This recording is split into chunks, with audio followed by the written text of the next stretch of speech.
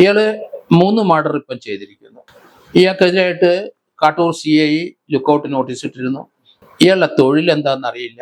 കോട്ടയം മണർകാടുള്ള ആളാണെന്ന് പറയുന്നുണ്ട്. തിരുവനന്തപുരത്ത് റൂറല് കാട്ടാക്കട അടുത്തുള്ള ആളാണെന്ന് പറയുന്നുണ്ട്. ഇയാള് കോട്ടയം ചിങ്ങവനത്ത് താമസിച്ചിട്ടുണ്ടെന്ന് പറയുന്നു. പല രീതിയിലുള്ള കഥകളാണ് കേൾക്കുന്നതെങ്കിലും ഇന്ന് വരെ ഇയാൾ ആര് എന്നറിഞ്ഞൂടാ. 40 വയസ്സുള്ള സുമുഖനായ ചെറുപ്പക്കാരൻ, കോസ്റ്റ്ലി ഷർട്ടും പാൻറ്റും ഇട്ട് കണ്ണാടിയൊക്കെ വെച്ച് ഒരാള്.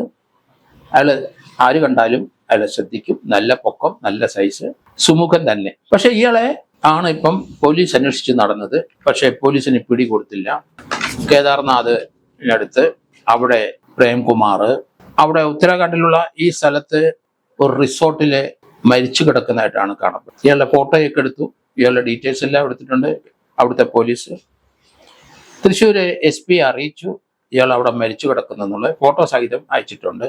ആളുടെ ഐഡന്റിറ്റിക്ക് പ്രശ്നമൊന്നുമില്ല.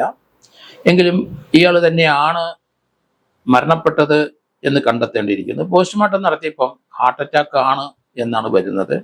40 വയസ്സുള്ള ആളാണ്. നല്ല പൊക്കവും നല്ല സൈസും ഉള്ള ആളാണ്.